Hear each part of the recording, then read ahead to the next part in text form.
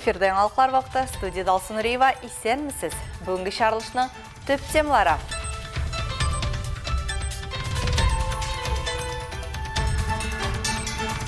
Икілеті бейрем. Урман келейінде темір юлшыларының хүнәрі бейреміне қошып, урман хужалығы һәм ішкерту сенағаты қызметкерлері күнін білгілі өттілер. Урман кірінде тұрабыз, мотор ұрын. Әйтеме, түшқа кірі. Бик сағынам қазір. Как будто туған ауылын сымармыра бұл.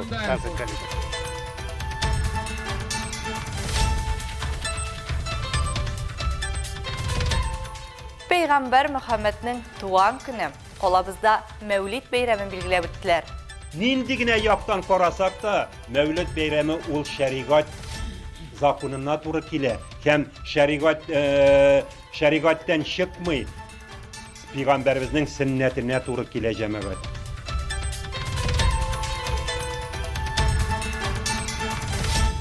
Күзгі мұллық. Ознақайда ауыл хужалығы ерменкелері башланып кетті. Bu yıl bir surluk eyvet sipti Allah Teala. Birip durdu. Bunda varsa da Allah'a şükür.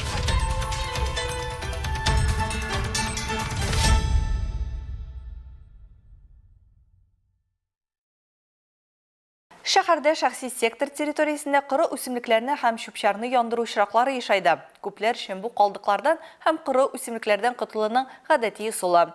Әмма бу экологияга һәм әйләнә тирәдәгеләрнең сәламәтлегенә зыянына китереп калмый. Янгыннар барлыкка килүгә дә китереп чыгарга мөмкин.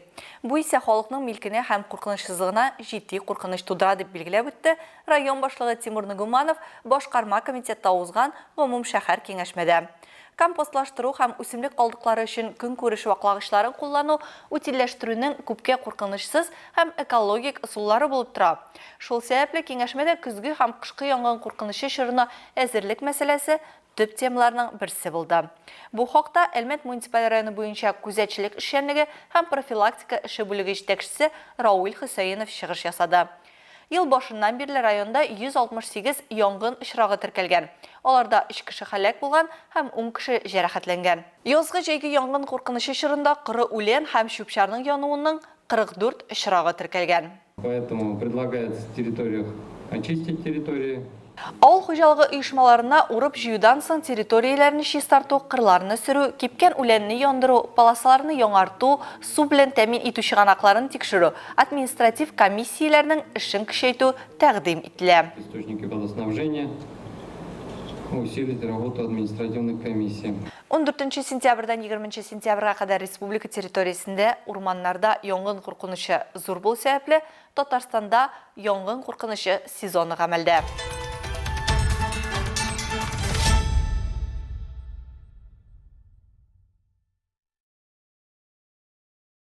14 сентябрь көнне бөтен дөнья мөселманнары Пәйгамбәрбез Мөхәммәднең туган көнен Мәулид бәйрәмен билгеләп үттеләр.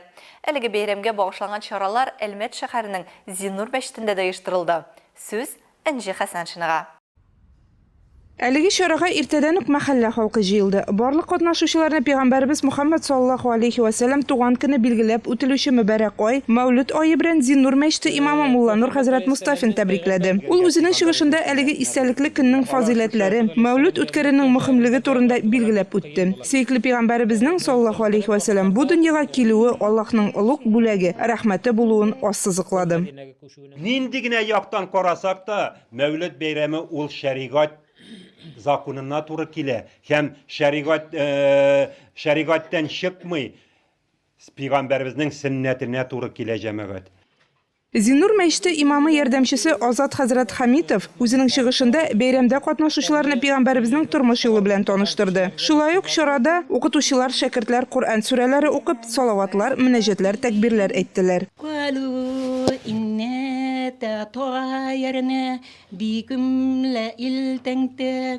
Мәчетебезнең елдан-ел нуры арта. Yıldan-yıl nuru artan нәрсе için çünkü Müslüman kardeşlerimiz arta kardeşlerim. Bizning öğle namazlarına da 30-40 kişi jıyıla, öğle namazı, cumgalarda 100 kişi jıyıla, subhanallah. Tartıp tura özüne nuru bilen elhamdülillah. Çünkü bizning imamlarımız, bizning müezzinlerimiz, bizning şuşundagi halklarımız yağımlı, nurlu, şolar tartıp tura meşetibizge elhamdülillah Rabbil alemin. Чыгышлардан соң бәйрәм мул табыннар артында дәвам итте. Әлеге чара турында тулырак сез 4 октябрь 19 сәгать 40 минутта чыгачак Ислам нуры тапшыруыннан карый аласыз. Энҗи Хасаншина, Олег Павлов, яңалыклар вакыты, Луч Әлмәт телекомпаниясе.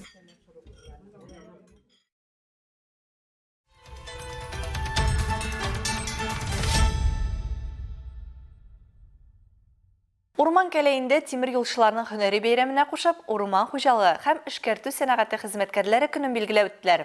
Ике бәйрәмгә катышы булган һөнәр ияләре нигез салган бу авыл җирлегендә авыл көнен 1-нче тапкыр сентябрь аенда уздырдылар. Аны Рәдифә Нугманова күреп кайтты.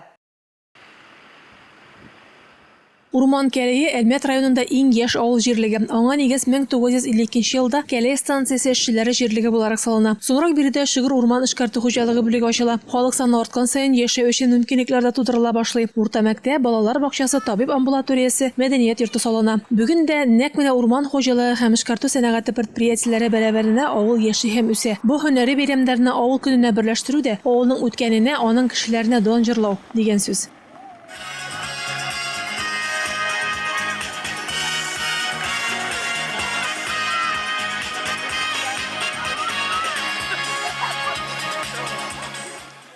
Нәзир Фәләхиев урман хуҗалыгында 48 ел хезмәт куйган шәхес. Урман хуҗалыгының үз кануннары бар. Аны төгәл үтәгәндә генә табигатьне ничек бар, шулай итеп киләчәк буынга тапшырырга була, ди ул. Һәрбер агачның бит үзенең возраст рубки бар. Урысча әйткәндә инде һәрбер агачның төрле мәкән усак 40 яшьтән соң усакны кисәргә була. Березаны 55, имен 80 наратларны 100 ел. Если вот буларны учетып итсәк, бер кешенең гомере дә җитми даже вот, чтобы утырткан агачының җимешен күрергә.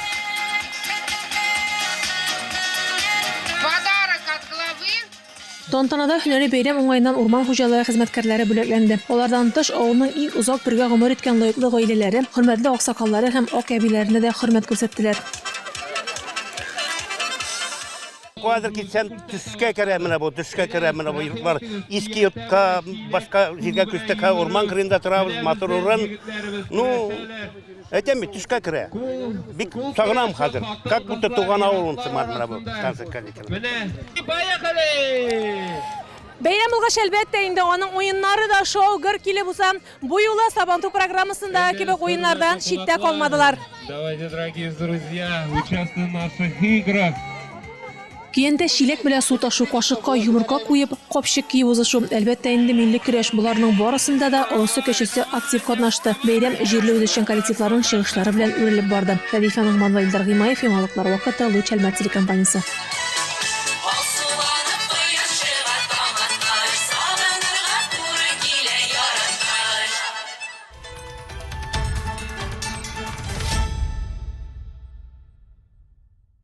Ознакайда көзге авыл хуҗалыгы ярминкәләре башланып китте. Бу чара шәһәрнең Шифа сәүдә үзәге каршындагы мәйданда, шулай ук Актүбә бистәсендә базар каршында оештырылды. Быел шимбә ярминкәләре декабрь ахырына кадәр дәвам итәчәк. Тулырак Эльмира Шәрифуллинада.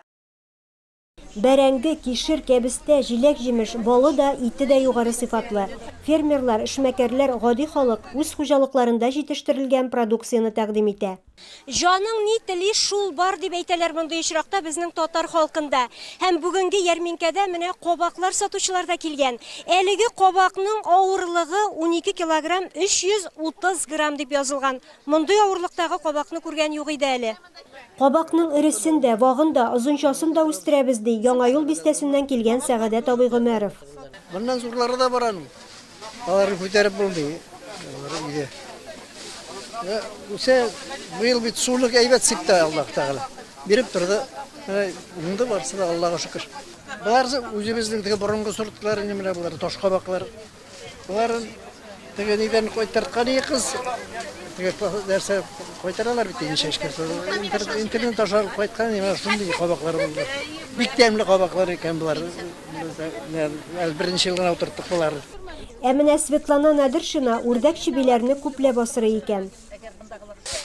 Чибиләр сатам, үрдәкләр, Kazlar, yuvalı kazlar paket. Kazlar bulaşak, Türkiye'ler bulaşak, onlar bir seransa. Varsın da uzun istirem. Pişirip başatan varsın da. Tışka çıkarıp yürüyler varsa da. Kazlar, ördekler indi. Kazlar 50'ler, ördekler indi. 60-70 lira indi. Türkiye'lerin bir 30 var. Şibiler mi şunda uzun istirem varsın da.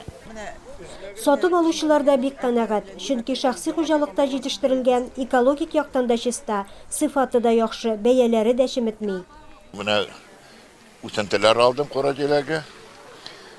Үрчетеп, нитеп, үстереп җибәрергә исәп. Үткән елларны үткәннән быел башлыйбыз.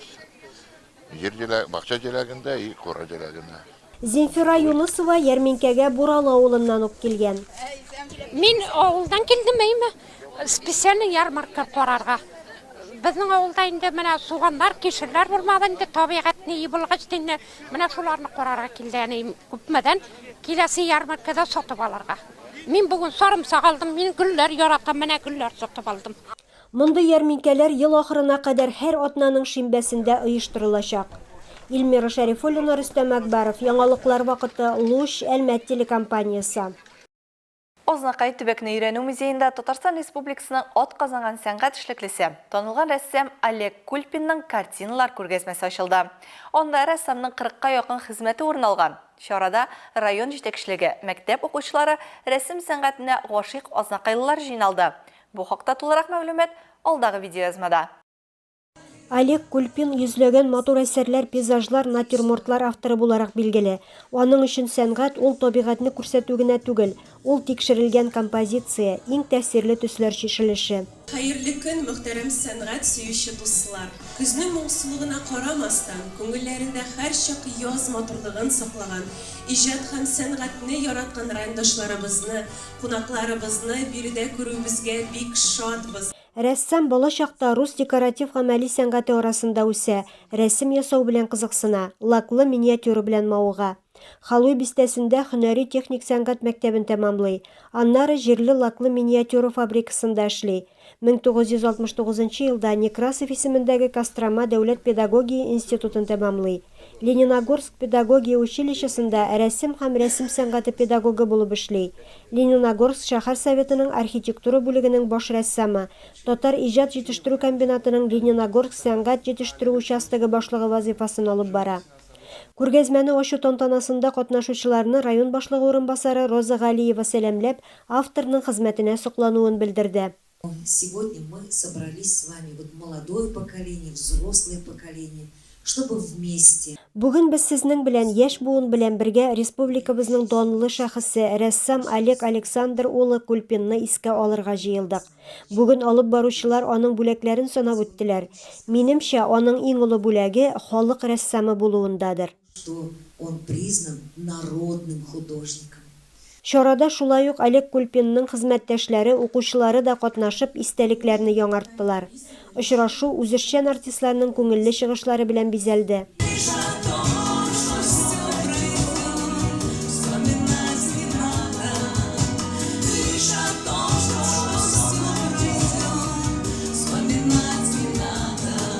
Картиналар күргәзмәсе ознакайлылар өчен сентябрь ахырына кадәр эшләячәк. Илмира Шәрифуллина, Рөстәм Әкбаров, Яңалыклар вакыты, Луш, Әлмәт телекомпаниясе.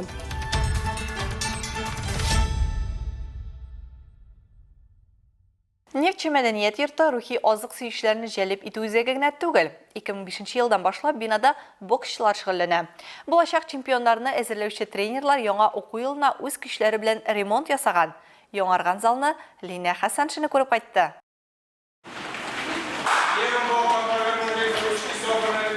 Бокс, координация һәм фикерләүне барлык мускулларны үстерүче спорт төрләренең берсе. Тәҗрибәле остазлар җитәкчелегендә спортчылар күнекмәләр һәм тәрбиядә ала.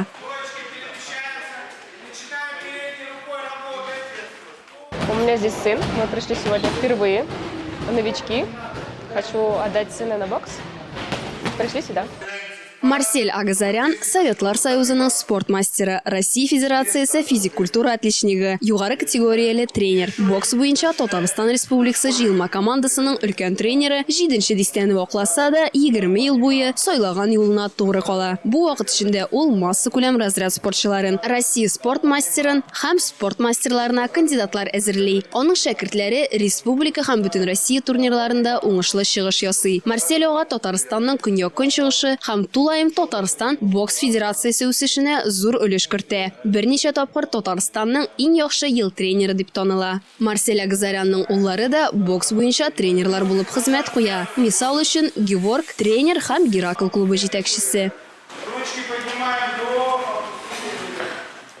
Есть и те, кто бесплатно занимается. Бушлай шөгыльләнүчеләр, ярышларга йөрүчеләр, әти-әнисе ялгыз яки махсус хәрби операциядә булган һәм аз кремле гаиләләрдән балалар. Да, там или там у кого там, ну, семейные, скажем, есть льготы, там мамы-одиночки, там, ну, у кого там малообеспеченные семьи, так скажем. Тәҗрибәле боксчылар тренировкаларда алынган күнекмәләрне залдан читтә кулланмыйбыз ди. Аңлашылмаучанлыклар барлыкка килсә, аларны әңгәмә аша хәл итәргә омтыла. Парень всегда должен уметь постоять за себя, за своих близких. Егет һәр вакыт үзе һәм якыннары өчен тора белергә тиеш, ләкин без урамда сугышырга һич тә киңәш итмибез. Боксчы монда залда актив шөгыльләнгәндә, урамда сугышырга аның теләге дә, көче дә булмый. Просто на улице там с кем-то драться. Вот. Естественно, он все силы оставляет здесь. Вот, ему это не нужно. Он всегда старается обходить эти ситуации. И, естественно, чтобы никакого рукоприкладства не было ни с какой стороны. Эмилия Имангулова бокс турында болашақтан хыялланган. 4 ел элек аның гаиләсе Оренбург өлкәсеннән күченгән. Һәм шуннан бирле Эмилия Әлмәт бокс клубында шөгыльләнә. Ездила сначала первый раз Гераклның Акташтагы икенче залына баргач, беренче урынны алдым. Аннары ниндидер шәһәрдә икенче булдым. Первое место заняла. Потом второй раз тоже в какой-то город ездила, заняла второе место. И тоже ездила в село одно, второе место заняла.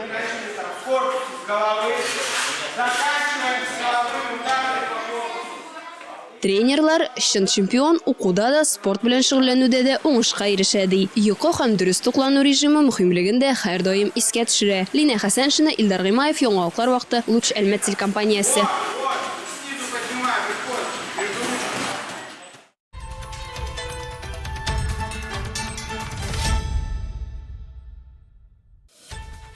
Хөрмәтле тамашачыларыбыз, Яңалыклар чыгарылышының туры трансляциясын сез ВКонтакте социаль шелтәренә кереп, Луч Әлмәт төркемендә сәгать кичке 7дә карый аласыз. Безнең иң кызыклы сюжетларыбызда рәсми аккаунтларыбызда урнаштырыла.